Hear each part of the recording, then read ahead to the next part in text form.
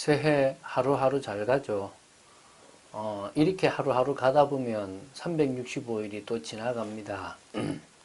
저는 하루에 1시간 정도는 기도를 하려고 따로 낮에 중요한 시간을 자꾸 만들려고 합니다.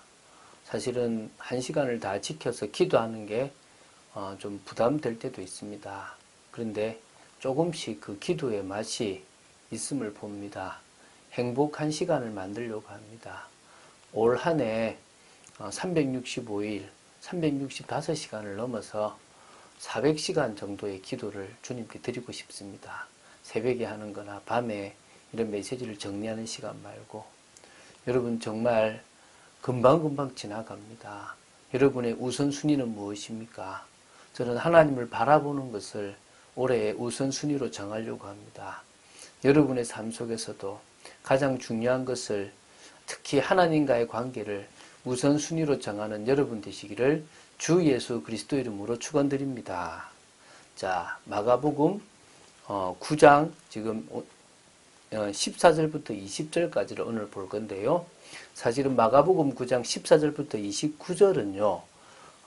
말 못하게 귀신 들린 아이를 치유하신 그런 예수님의 그런 치유 사역이 기록되어 있습니다. 예수님께서 변화산을 갔다가 오신 이후에 남아있던 제자들에게 있었던 일입니다. 예수님께 치료 한번 받고 싶어서 왔는데 예수님이 계시지 않으니까 9명의 제자들이 그 귀신을 쫓아냈죠. 그 쫓아내려고 했던 것입니다. 사실은 그 9명의 그 제자들이 그 앞에 파송될 때 귀신을 내쫓는 권세를 사용해보고 또 귀신이 나가는 것도 체험했습니다. 충분히 할 수 있을 걸 생각하고 했겠죠. 근데 안 되는 겁니다. 이런 가운데서 예수님께서 이제 그 귀신 들린 아이를 치유하시는데요. 너무 길기 때문에 두 번에 나누어서 보겠습니다. 왜냐하면 마태, 마가, 누가 이 공관복음에 다 이 사건이 기록되어 있는데 마가복음이 가장 좀 길게 아주 역동적이면서 상세하게 기록되어 있습니다. 그렇기 때문에 길기 때문에 두 번에 나누어서 보겠습니다. 오늘은 20절까지를 보도록 하겠습니다. 자, 14절, 15절, 16절을 먼저 보겠습니다.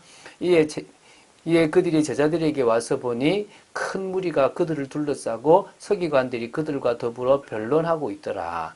온 무리가 곧 예수를 보고 매우 놀라며 달려와 문안하거늘 예수께서 물으시되 너희가 무엇을 그들과 변론하느냐. 지금 예수님과 제자 3명이 다른 제자들이 있는 곳으로 와서 보는데요. 큰 무리가 지금 9명의 제자들을 둘러싸고 있는 겁니다. 그리고 그 안에 이 제자들과 서기관들이 서로 이제 변론을 하는데요.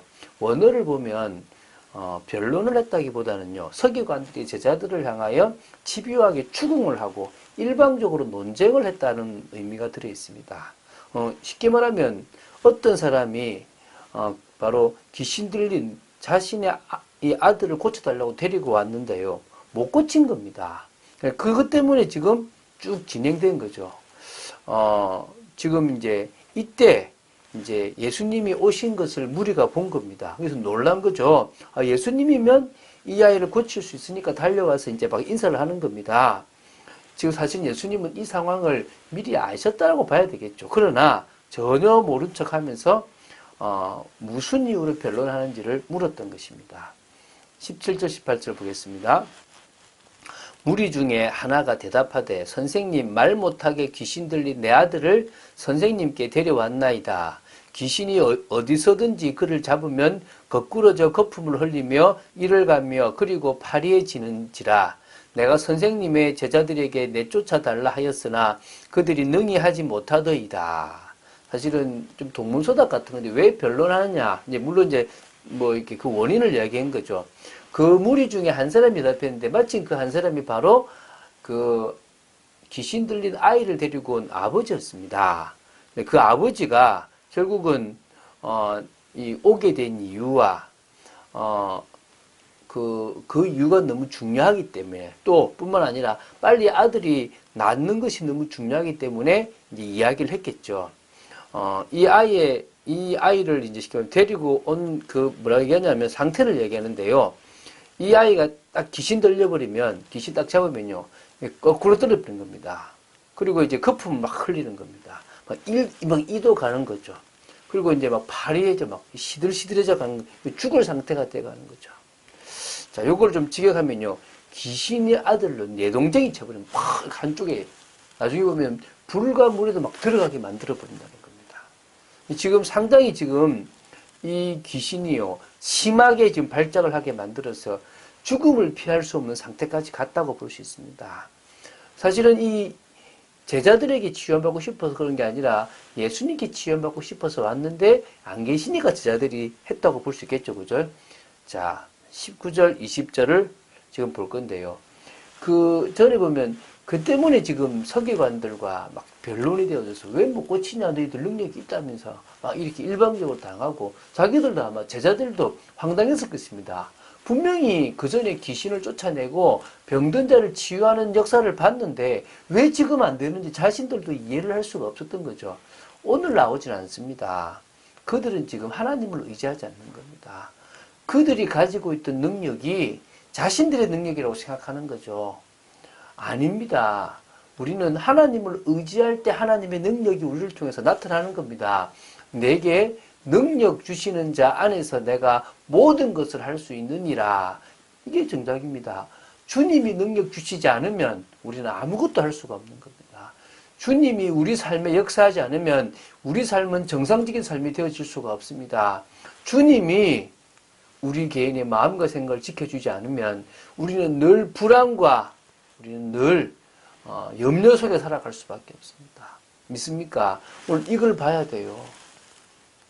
지금요, 이제 이것 때문에 예수님이 뭐라 하시는지 19절 보겠습니다. 대답하여 이르시되 믿음이 없는 세대여, 내가 얼마나 너희와 함께 있으며 얼마나 너희에게 참으리요. 그를 내게로 데려오라 하시매 이에 데리고 오니 귀신이 예수를 보고 그 아이로 심히 경련을 일으키게 하는지라. 그가 땅에 엎드려져 구르며 거품을 흘리더라.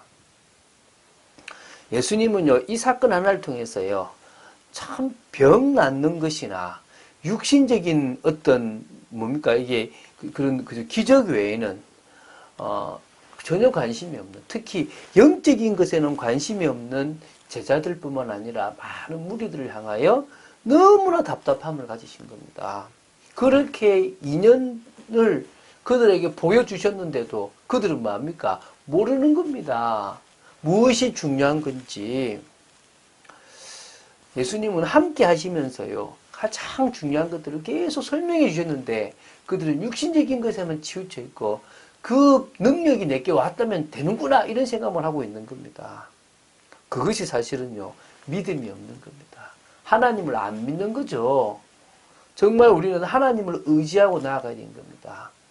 지금도 우리의 삶 속에 하나님을 의지하기 원하시는 겁니다. 우리의 삶에 이런 문제 저런 문제 당연히 일어납니다.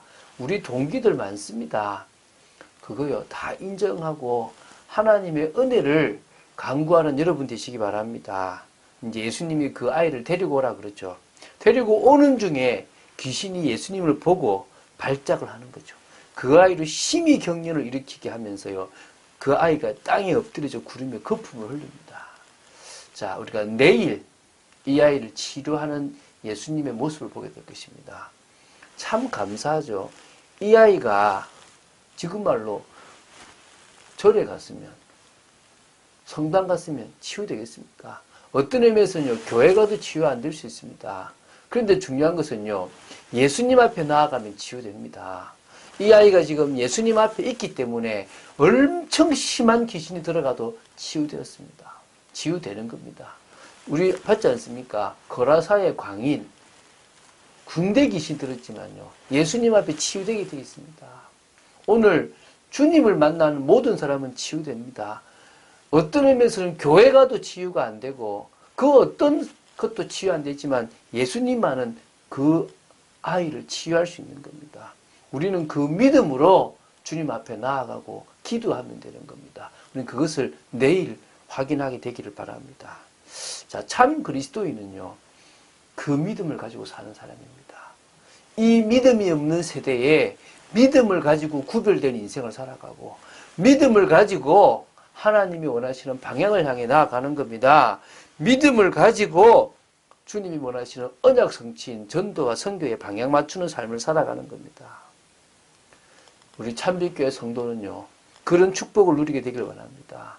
말씀을 늘 묵상하고 말씀을 붙잡고 살아가는 여러분 되시기 바랍니다. 그리스도께서 인정하시는 온전한 믿음과 온전히 아는 지식을 가진 온전한 사람으로 서시기 바랍니다. 그리고 어떤 것을 결정할 때 이익을 따라가지 말고 지극히 선한 것이 무엇인지 분별하여 나아가는 여러분 되시기 바랍니다. 그럴 때요, 우리는요, 복음으로 답이 났기 때문에 깊은 기도를 할 수 있습니다. 저는 더 기도하려고 합니다. 언제 한 시간이 지나갔지라고 할 만큼의 기도가 되기를 기도합니다. 한 시간 지나니 힘들구나. 아직은요, 기도가 힘듭니다. 제가 정말 오히려요, 20대 때보다 지금 기도가 더 힘든 것 같아요. 그때는 정말로 성령이 저를 주관하시는데요, 너무 편하게 기도가 되고 기도 시간이 행복했거든요. 저는요, 그런 은혜를 더 주시고 더 역사하실 줄로 믿습니다. 그래서 어떤 의미에서는요, 하늘과 땅의 모든 권세를 움직이시는 주님을 바라보는 그 주님과 깊은 영적 교제를 하는 그런 기도 속으로 들어가서 주님이 우리 삶에 역사하시는 것을 볼 것입니다. 여러분도 보게 되기를 주 예수 그리스도 이름으로 축원드립니다. 주는 그리스도시요 살아계신 하나님의 아들이심을 고백합니다. 어떤 병자라 하더라도 어떤 문제가 있다 하더라도 우리가 주님을 믿는 믿음으로 나아간다면 주님은 고치실 수 있음을 믿습니다. 물론 무조건 병이 나아야 된다는 것은 아니지 않습니까? 아버지 하나님, 저희들이 말씀으로 그것을 구분하게 하여 주시옵시고 또 오히려 온전히 이 믿음 없는 이 세대에 믿음으로 나아가는 저희들 되도록 지켜 주시옵소서. 주님만을 바라봅니다. 주님만을 의지합니다. 더 기도하는 저희들 되기를 간절히 소원합니다. 주 예수 그리스도 이름으로 기도드립니다. 아멘.